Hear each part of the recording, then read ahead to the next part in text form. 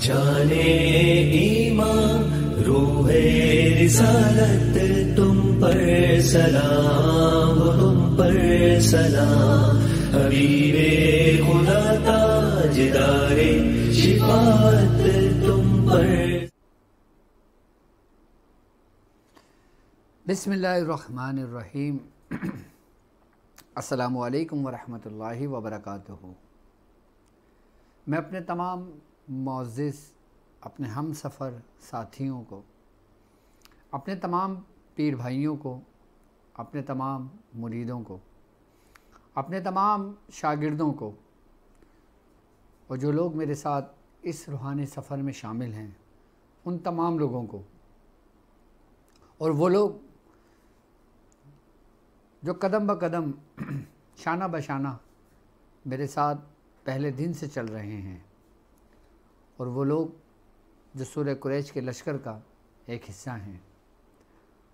और वो तमाम लोग जो किसी भी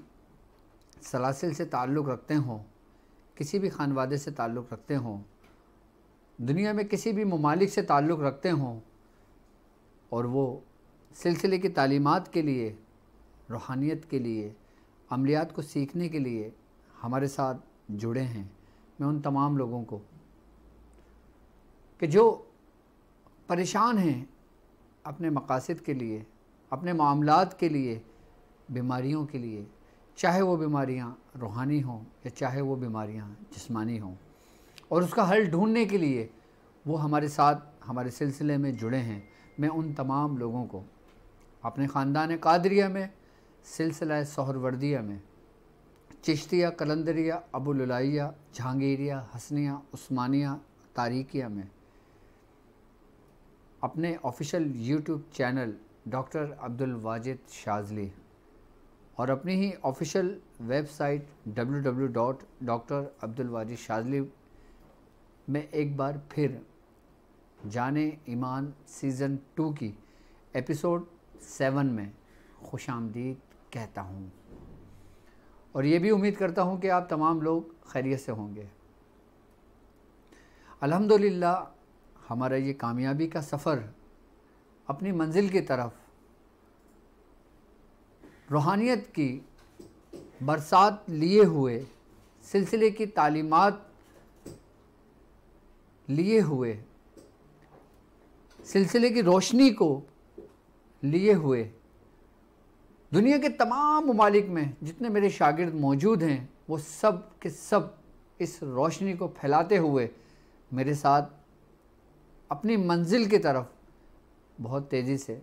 आगे बढ़ रहे हैं। और अल्हम्दुलिल्लाह हमारा ये जाने ईमान सीज़न 2,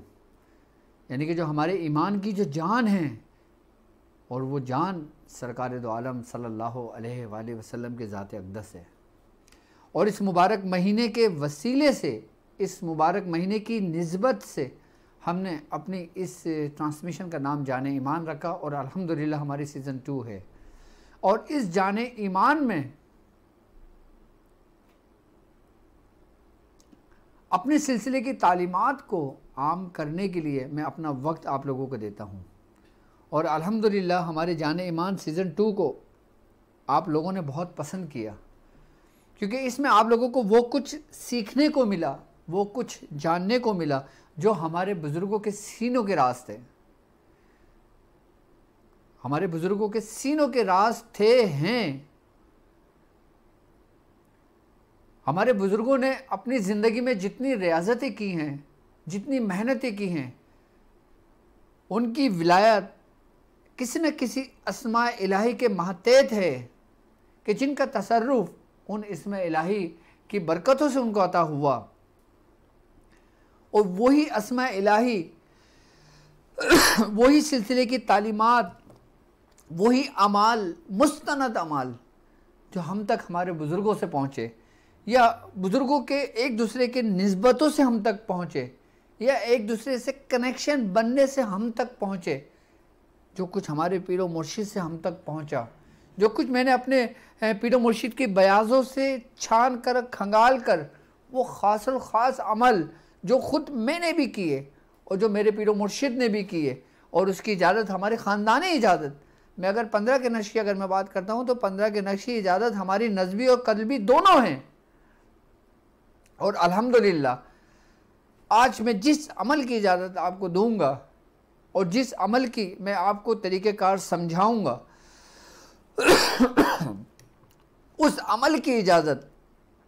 अल्हम्दुलिल्लाह हमारे क़ल्बी बुज़ुर्गों से भी है, और जो हमारे नस्बी, जो हमारा नसब है, जो हमारे ख़ानदान हैं, उनसे भी जो हमें इजाज़तें आई हैं वो बिलखुसूस 15 का नक्श है।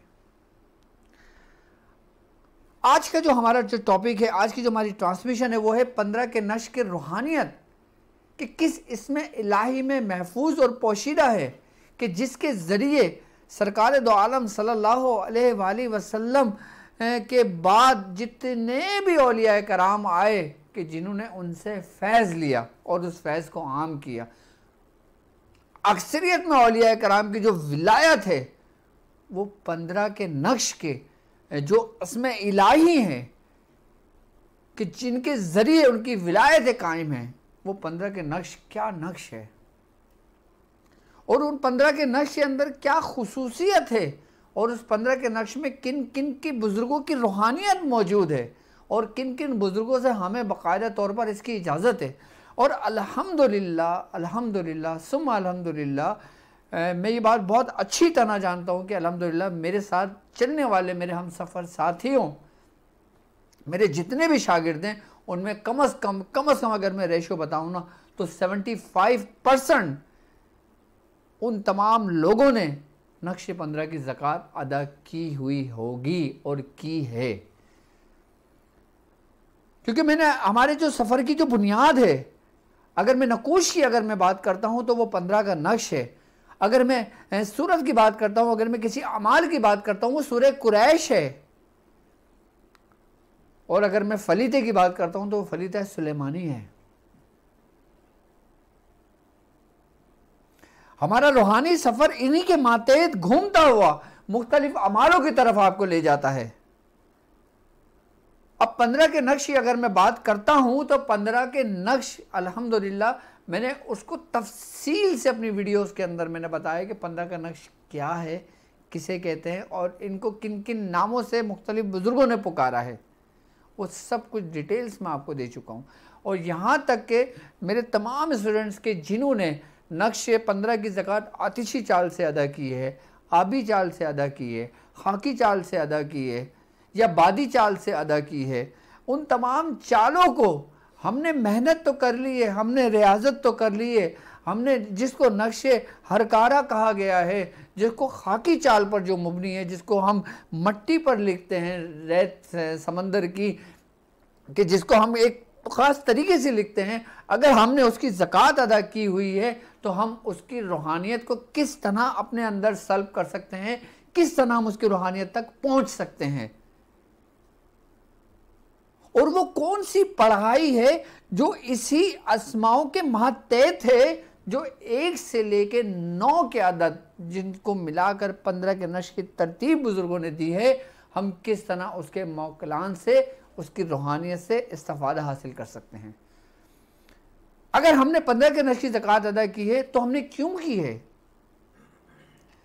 अगर हमने 15 के नक्श की ज़कात अदा कर ली है तो अब हम उसको किस तरह किस तरीके से समाल में लेकर आएंगे,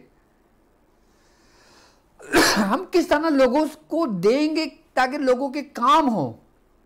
और हम खल्क़े खुदा के साथ साथ हम अपनी रूहानियत ही को बेदार 15 के नक्श के ज़रिए कैसे करेंगे। अगर 15 के नक्श की अगर मैं बात करता हूँ, 15 के नक्श ही आपके लिए, एक शख्स के लिए पूरी ज़िंदगी भर के लिए 15 का नक्श काफ़ी है, उसको दूसरे किसी नक्श की ज़रूरत नहीं पड़ेगी, चाहे वो हिफाजत का हो, चाहे वो तमाम अपने मकासद के लिए हो, या तमाम आपके रूहानी बीमारियां या आपके रूहानी दर्जात या आपकी रूहानी तरक्कियों के लिए हो। 15 का नक्श बुजुर्गान दीन इसके बारे में फरमाते हैं कि 15 का नक्श एक ऐसा नक्श है कि अगर इस नक्श को इंसान सही तरतीब और तरीके से समझ ले तो अगर कोई नाकिस समझ ले तो वो कामिल हो जाए। अगर कोई कामिल समझ ले तो वो अकमल हो जाए, अगर कोई अकमल इसको समझ ले तो वो मुकम्मल हो जाए। क्योंकि अगर रूहानियत की दुनिया की अगर मैं बात करता हूं तो पूरा रूहानियत का दायरा जो है वो इन्हीं अस्माओं के मातेहत घूमता है। इसके अंदर जब सफ़र के अंदर आपको मुख्तलिफ अमाल की तरफ इसका रुख चला जाता है तो कोई सूरह मुज़म्मिल बन जाता है, कोई सूरह यासीन बन जाता है, कोई सूरह मोहम्मद बन जाता है, कोई सूरह मोहम्मद, कोई सूरह फतह की रूहानियत बन जाती है, कोई आयतुल कुर्सी की रूहानियत बन जाती है, कोई सूरह कुरैश की रूहानियत बन जाती है, कोई सूरह फील की रूहानियत बन जाती है। लेकिन इसी दायरे के अंदर, क्योंकि ये एक ऐसा दायरा है कि जो 1 से लेकर 9 तक जितना कुछ इस कायनात में मौजूद है, जो कुछ सातों आसमानों में है, जो कुछ सातों ज़मीनों में मौजूद है, और जितनी कायनात इस दुनिया में मौजूद है, उन सब का जो मैं अगर बात करता हूँ कि उस जो जिस पर वो कायम है उसकी जो रूहानियत है ना, वो इस 15 के नक्श में, यानी कि 1 से लेकर 9 तक जो आदाद हैं और जो इसके हुर्फ़ अबजद हैं, वो उसकी रूहानियत में पोशीदा और महफूज है। अब हम उसकी रूहानियत तक कैसे पहुंचेंगे? यकीनन उसकी रूहानियत तक आप बुजुर्गों के वसीले से पहुंचोगे, यकीनन बुजुर्गों की तरबियत से पहुंचोगे, बुजुर्गों की उन बातों, उन अमाल के जरिए तक पहुंचोगे जो वो जानते हो, तुम नहीं जानते। तो किस तरह हम अपने अंदर के चिरागों को रोशन कर सकते हैं? किस तरह जो हमारे अंदर जो 7 चिराग हैं, जिसको लताइफ सतह कहा जाता है, हम उसको किस तरह रोशन कर सकते हैं? और अगर कोई शख्स उन मंजिलों से निकल गया हो तो वो दूसरी मंजिल में किस तरह, किस अस्मा इलाही के जरिए दाखिल होगा? यहां तक कि अगर मैं मुराकबे की अगर मैं बात करता हूं तो मुराकबे की इब्तिदा क्या है कि जिससे सब कुछ कायम है, कि जिसके बगैर कुछ भी नहीं है। अगर आप मुराकबा नहीं कर सकते तो आप कुछ भी नहीं कर सकते। अब अगर मुराकबा करते हो तो फिर सब कुछ आपके पास मौजूद है। और ये मुराकबा क्या है, किस तरह होता है, किस तरह में करना चाहिए, किस तरह में बुजुर्गों ने हुक्म दिया, और ये मुराकबे की जो बुनियाद है और मुराकबे की जो असल है वो किस इस अस्माए मुबारक पर कायम है, किस अस्माए मुबारक से उस मुराकबे के जो करने वाला मुराकिब जो शख्स होता है उसके अंदर के जो अंधेरा होता है वो किस अस्मा इलाही से रोशन होता है। वो क्या है, वो कौन सा ऐसा अमल है जो 15 की रूहानियत को खोल देता है, जो 15 के नक्श को जारी कर देता है, जो 15 के नक्श को जिन लोगों ने जितनी मेहनत और रियाजतें की हुई हैं वो किस तरह से सफादा हासिल कर सकते हैं। यानी कि मियां हुजूर फरमाते हैं कि 15 के नक्श के बारे में कि अगर किसी शख्स पर 15 के नक्श के किसी एक हुरूफ की भी, एक आदत की भी उस पर अगर रूहानियत खुल जाती है तो उसकी पूरी नस्ल के लिए वो काफ़ी होती है। और उसका तसर्रुफ, उसकी रूहानियत, उसकी बरकतें जिस शख्स पर किसी एक हुरूफ की भी खुल जाती है ना, वो उसकी नस्लों पे कायम रहती है और उसकी नस्लों में उसका फैज़ रहता है। कि जिस तरह फैज़ नबूवत का अहले बैत में है जो क़यामत तक जारी रहेगा, बिल्कुल इसी तरह बुजुर्गान दिन फरमाते हैं कि औलिया कराम में आने वाले जो नस्लें होती हैं ना, अगर इसकी रूहानियत जारी हो जाती है, अगर ये अमल जारी हो जाता है, अगर ये नक्श जारी हो जाता है तो इसका फैज़ उसकी पूरी नस्ल के लिए काफ़ी है। जबकि अगर देखा जाए, देखने में 15 का नक्श बिल्कुल सिंपल है, सिर्फ 1 से लेकर 9 के आदाद लिखे हुए हैं और एक ख़ास तरतीब से लिखे हुए हैं कि जिस तरतीब से आप उसकी कैलकुलेशन करो लफ्ज़ 15 का अदद बनता है। हज़रत इमाम गज़ाली रहमतुल्लाह अलैह ने, आपने इस पर बड़ी रियाजत और इबादत की है, इस पर बड़ी आपने तवज्जो की है, आप इसमें बड़े, आपने इसके बारे में बहुत कुछ लिखा है। हज़रत शेख अबू अब्बास बूनी रहमतुल्लाह अलैह, आपने इस पर बहुत लिखा है। शेख अब्दुल कुद्दूस गंगोही रहमतुल्लाह अलैह, आपने इसके ऊपर बहुत लिखा है, इसके बारे में तफसील से आपने लिखा है और उसके बारे में बताया आपने। यहां तक के बुजुर्गान दिन फरमाते हैं कि ये अभी के नहीं है ये, बल्कि यहां तक फरमाते हैं कि हज़रत सुलेमान अलैहिस्सलाम को जो हुकूमत, जो दुनियावी हुकूमत, जो आपको रूहानी हुकूमत, जो आप सल्तनत के सुल्तान आप बने, अल्लाह तबारक तआला ने अपनी सल्तनत की जो नेमतें आप पर तमाम करी, वो उनकी तमाम की तमाम जो ना वो इसी के गिर्द घूमती हैं। यानी कि वो इन्हीं 1 से लेके 9 तक जो आदाद है ना, जो आपकी अंगूठी पे जो नक्शे 15 कुंदा था, ये उसकी रूहानियत थी। और फिर अबजद कोई अभी के नहीं है, 1 से लेके 9 के अदद की रूहानियत कोई अभी की नहीं है। 1 से लेके 9 तक के जो उनके मौकलान हैं, जो उनके ऐवान हैं, जो उनके सुरुख जिन्नात हैं, वो अभी के नहीं है। लेकिन हमें मालूम अब चल रहा है, हमें पता अब चल रहा है कि कौन सा खाना किस इस्म इलाही के मातेहत है, कि किस खाने की क्या बरकत है।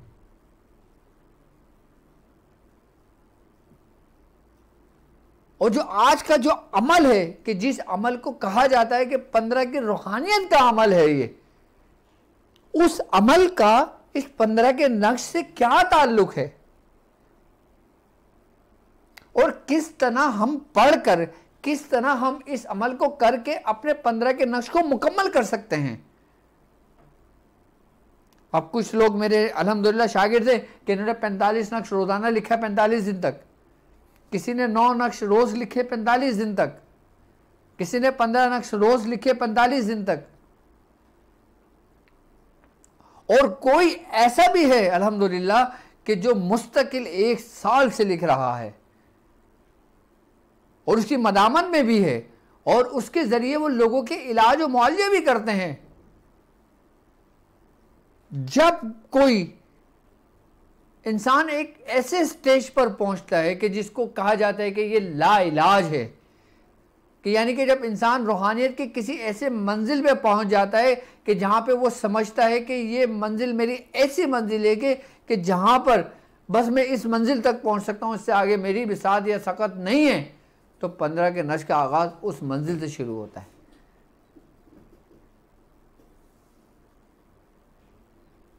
और इस नक्श के साहिब दावात जो बुजुर्ग गुजरे हैं, हजरत दाता गंज बख्श, कि जो आप लाहौर में आराम फरमा रहे हैं, अल्हम्दुलिल्लाह इस खादिम को आपसे भी इजाजत है 15 के नक्श की। हजरत शेख इमाम बर्री रहमतुल्लाह अलैह, हमारे दादा मियाँ हजरत ख्वाजा मंजूर हुसैन शाह साहब, हमारे पीरो मुर्शिद हकीम सूफी तारिक अहमद शाह आरिफ, मैंने अपने मुर्शिद को इस नक्श को कसरत से लिखा हुआ देखा, और यहां तक मैंने देखा कि 15 के नक्श मियाँ हुजूर ने बहुत लिखे। और पहले इब्तिदा वक्त में, जब मेरा इब्तिदाई वक्त था, तो मियाँ हुजूर सबको ये लिख लिख लिख लिख लिख लिख कर दे रहे होते थे। मैं सिर्फ ये सोचता था कि ये 1 से लेकर 9 के अदद लिख के देखते हो काम हो जाता है लोगों का, इससे है क्या। लेकिन जब उन्होंने इसकी तफसीर बयान करी मेरे सामने, जो कुछ मैं आपके सामने बयान कर रहा हूं, तो मैं हैरत में गुम हो गया। यानी कि इस कायनात में सिर्फ यही कुछ तो है, और इन सब का सारा फैज़ दरबारे रिसालत से है। जाने ईमान रूहे रिसालत तुम पर सलाम, तुम पर सलाम। हबीबे खुदा ताजदारे शिफात तुम पर सलाम, तुम पर सलाम।